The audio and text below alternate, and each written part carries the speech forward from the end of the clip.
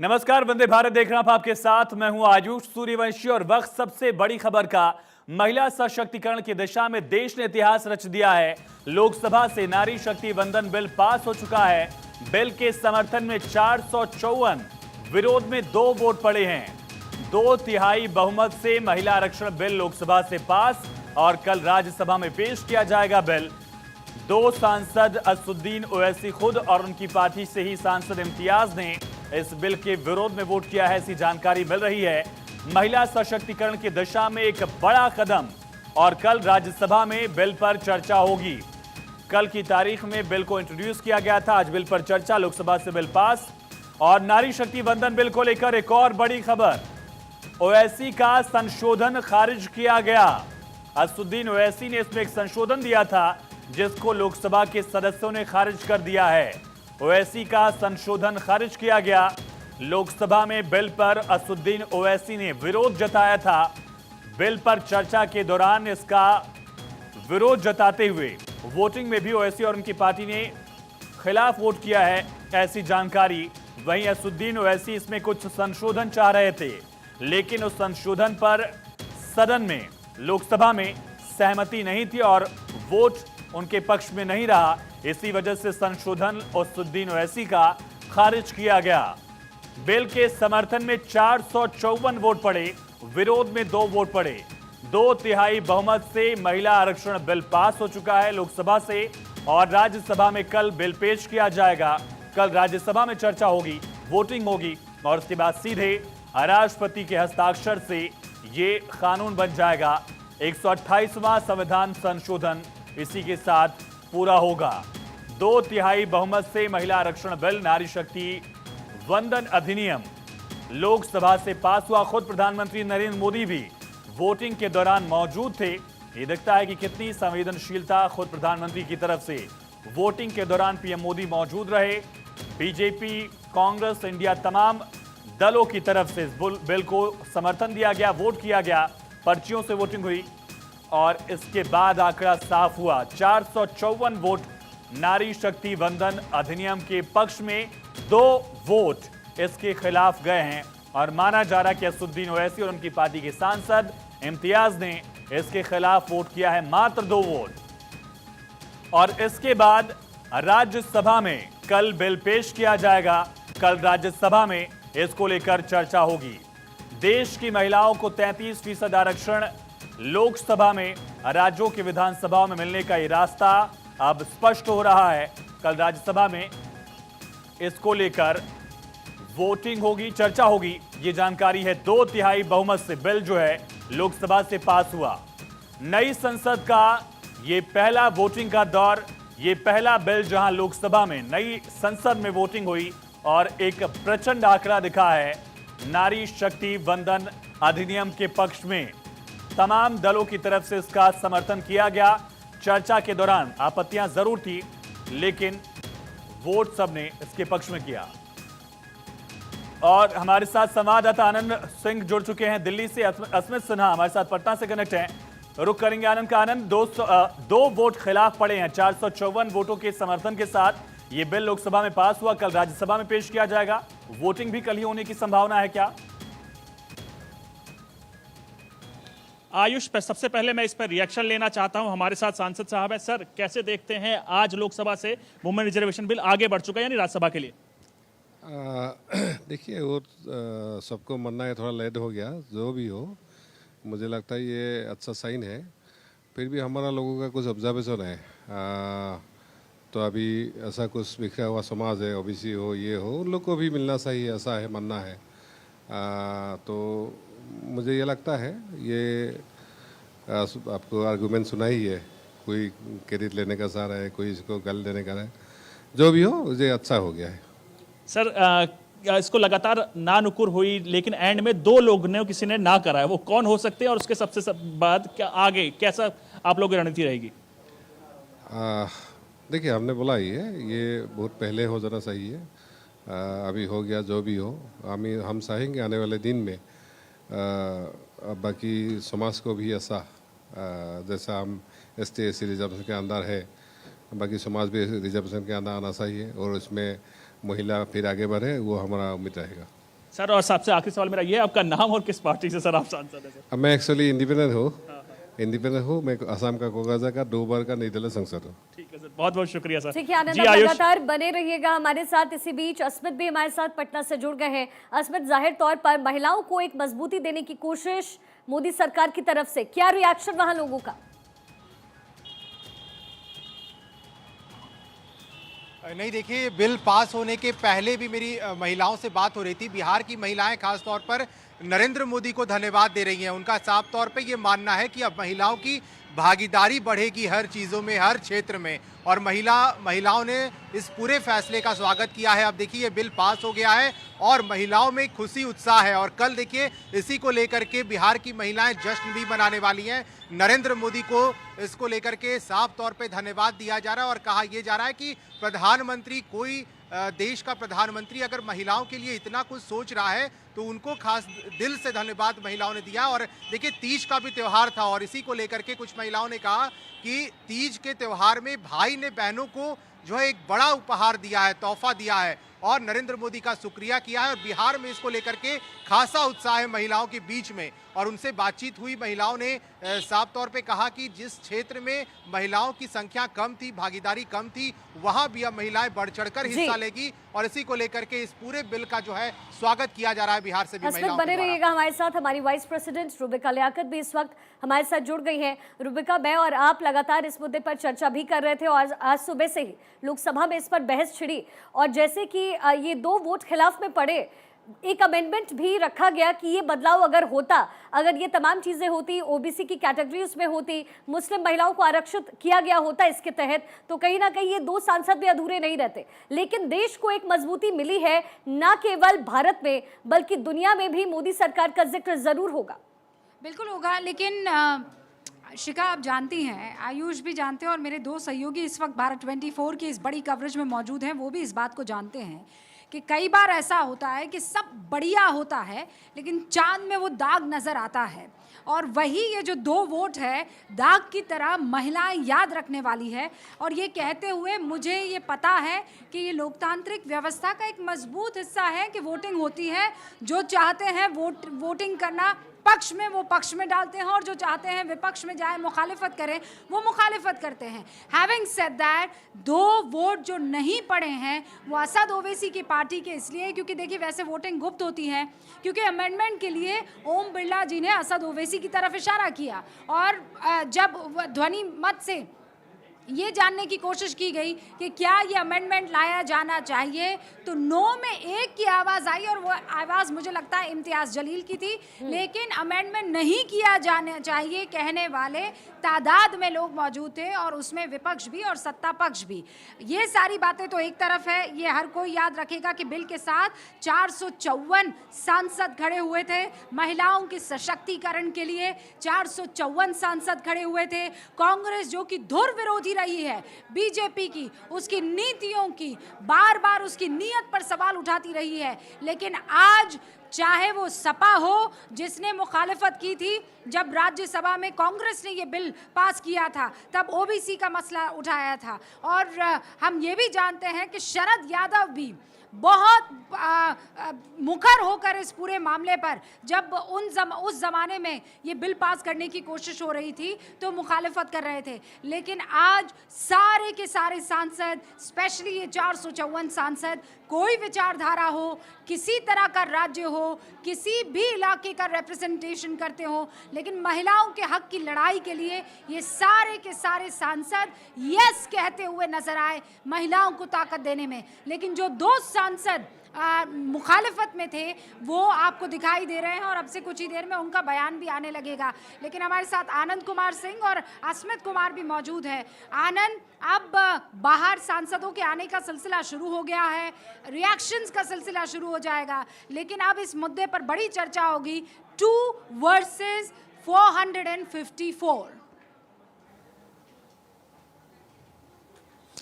जी बिल्कुल, आपने सही कहा रुबिका लियाकत जी कि लगातार जो भी कैनवास जो हम लोग अपने महिला सशक्तिकरण को लेकर मोदी सरकार लगातार प्रयास कर रही थी, आप खुद गवाह रही, ट्रिपल तलाक से लेकर तमाम वो कानून जिन्हें महिलाओं को सशक्त बनाया, आज महिलाएं हर किस्म या कहीं हर फील्ड में आगे हैं, लगातार उनको हक दिलाने को लेकर लगातार मोदी सरकार कोशिश कर रही थी। और उस कद पे या कहें उस जरिए पे ये वाला वुमेन रिजर्वेशन बिल वो ऐसा मास्टर स्ट्रोक है जो लगातार महिलाएं आज पूरे दिन से आप देखेंगी, जैसे ही कल इस बिल को लोकसभा में रखा गया उसके बाद से तमाम देश के हर हिस्से में नारियां इसको लेकर जश्न मना रही थी, खुश थी। तो उसके बाद अब मोदी सरकार ने उनको और सशक्त, यानी एक कदम वो बिल आगे बढ़ चुका है, लोकसभा से पास होकर अब राज्यसभा के लिए कल राज्यसभा में इसमें बहस होगी। तो आप खुद समझ सकते हैं वो महिला सशक्तिकरण को लेकर एक और मोदी सरकार की आगे पहल सामने है। जी आनंद, बने रहिएगा हमारे साथ, मैं इंतजार कर रही हूँ। आदिति भी किसी भी वक्त हमारे साथ जुड़ सकती है, आयुष भी यहाँ पर मौजूद है, शिखा भी यहाँ पर मौजूद है। शिखा, इनफैक्ट आप तो उस ऐतिहासिक पल को बाकायदा एंकरिंग करके दर्शकों तक पहुँचा रही थी। एक महिला होने के नाते आपकी वो अनुभूति क्या थी, मैं जानना चाहती हूँ, क्योंकि आप ये समझ रही हैं कि वो लड़ाई जो हम डे 1 से लड़ रही थी तमाम महिलाएं अपने हक के लिए। अक्सर ये होता है कि आप चाहते तो हैं कि आप भी पावरफुल हो, आपका भी सशक्तिकरण हो, और वो जो शक्ति है वो आप अंतिम पायदान में मौजूद शख्स तक भी पहुंचा पाए, लेकिन ऐसा महिलाओं के केस में कम देखा गया था। अब वो शुरुआत, वो पहल हो चुकी है। बिल्कुल रुबिका, और बहुत खुशी हो रही है मुझे एक एंकर के तौर पर, एक महिला होने के नाते और इस देश का हिस्सा होने के नाते, कि मैंने इस इतिहास को बनते हुए खुद अपनी आंखों से देखा। और मुझे खुशी है कि आप भी मेरे साथ उस इतिहास का गवाह बनी रही, आयुष भी लगातार बने रहे। और उससे ज़्यादा खुशी इस बात की है कि महिलाओं को सशक्त करने की कोशिश जो लगातार हमारे देश में होती रही, आखिरकार वो पड़ाव आ ही गया। क्योंकि 33% महिलाओं की मौजूदगी जब संसद में होगी तो जाहिर तौर पर महिलाओं का मुद्दा उठाना बहुत आसान हो जाएगा। हालांकि जैसा कि आपने रुबिका पहले भी कहा कि इसमें फिलहाल वक्त है, क्योंकि जनगणना है, फिर परिसीमन है, फिर सीट्स तय होंगी, तो वक्त जरूर लगेगा, लेकिन देर है फिर अंधेर नहीं है। रुबिका, हाँ, 10-10 साल में देखिए सेंसस होता है, और अभी जो इस 10वें साल में होना था 2011 के बाद यानी 2021 में, वो नहीं हो पाया है। और अब ये कहा जा रहा है कि 2026 से पहले, क्योंकि अब तो अगले साल चुनाव आने वाले हैं, पूरी मशीनरी जो है, पूरा सिस्टम जो है, आयुष भी ये बात जानते हैं, अस्मित भी जानते हैं, पूरा सिस्टम फिर जो है वो इलेक्शन में लग जाता है। और ये इलेक्शन लोकसभा के हैं, विधानसभा के भी नहीं है। तो entire nation is going to be very busy. हमारे जो सरकारी अधिकारी और कर्मचारी हैं वो भी बहुत ज़्यादा व्यस्त रहने वाले हैं। तो इस साल ऐसा लगता नहीं है, अगले साल हम चुनाव मोड में होंगे, और फिर मुझे लगता है 2026 से पहले सेंसस हो जाएगा, यानी जनगणना हो जाएगी, उसके बाद परिसीमन, और फिर इसको असली अमली जामा पहनाया जाएगा। इसका मतलब ये आयुष के नेक्स्ट टू नेक्स्ट इलेक्शन 33% महिलाओं का आरक्षण, यानी नारी शक्ति वंदन। लेकिन मुझे एक डाउट रुबिका इसमें यह है कि 2026 में डिलिमिटेशन ऑलरेडी पेंडिंग है, तो सीटें बढ़ाई जाएंगी या इतनी ही सीटों में महिलाओं को आरक्षण दिया जाएगा? क्या प्रावधान हो सकते हैं दोनों पहलुओं में? नहीं, मुझे ये लग रहा है आपका ये सवाल जायज़ है, लेकिन जैसे ही आप जनगणना करते हैं, पॉपुलेशन अगर इंक्रीज होती है, क्योंकि आपका जो लास्ट पैमाना है वो क्या होगा, 2011 का रहेगा, और 2011 का अगर रहेगा तो ऑब्वियसली पॉपुलेशन में इंक्रीमेंट होगा, और उसी अनुपात में आपको रिप्रेजेंटेशन देना होगा। और अगर उसी कड़ी में मैं अभी की जो हमारे सेंट्रल विस्टा प्रोजेक्ट में नई संसद बनी है, नया भवन तैयार हुआ है, उसमें बैठने का जो अरेंजमेंट है और जो संख्या है वो 800 पार जाती है। तो आप इस बात से अंदाज़ा लगा सकते हैं कि इसका मतलब ये है कि जब परिसीमन होगा, जब डिलिमिटेशन होगा, तो संख्या में इजाफा हो सकता है। हालांकि ये जल्दबाजी हमें नहीं करनी चाहिए किसी कंक्लूजन पर पहुंचने के लिए, लेकिन जो आप कह रहे हैं कि क्या ऐसा होगा, हाँ ऐसा हो सकता है कि इंक्रीमेंट हो जाए, इंक्रीज कर दिया जाए, लेकिन अभी बहुत शुरुआती पल है। अभी तो सिर्फ 33% पर चर्चा हो रही है, और वो 33% 2026 के बाद हो जाएगा। महिलाओं के लिए सपना जो सच है, ये इस वक्त की हकीकत है। लेकिन क्या इसका फायदा आने वाले चुनावों में अगले साल बीजेपी को होगा, ये बड़ा सवाल है। और इसी सवाल को जरा आनंद और अस्मित की तरफ लेकर जाते हैं। और शिखा और आयुष, आपका भी मैं रुख करूंगी। अस्मित, आपको क्या लगता है, क्योंकि जो पॉलिटिकल पंडित हैं वो ये कह रहे हैं कि ऐतिहासिक फैसला है, बड़ा फैसला है, लेकिन चुनावी फायदा इससे कितना होगा ये उससे भी बड़ा सवाल है, क्योंकि हाल ही में लागू नहीं हो रहा है। लागू होते होते वो 2026 के बाद हो जाएगा।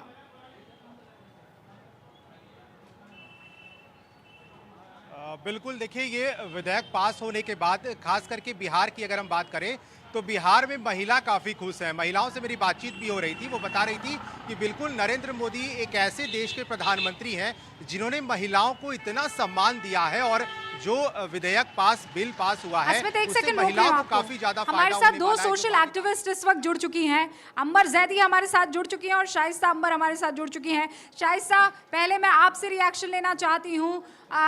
ये जो बिल है, जो कानून की अब शक्ल ले चुका है, ये देश की महिलाओं को कितना आगे लेकर जाएगा? और उससे बड़ा सवाल, दो जो मुखालिफत में पड़े हैं वोट, महिलाओं की शक्ति को लेकर क्या कहेंगी?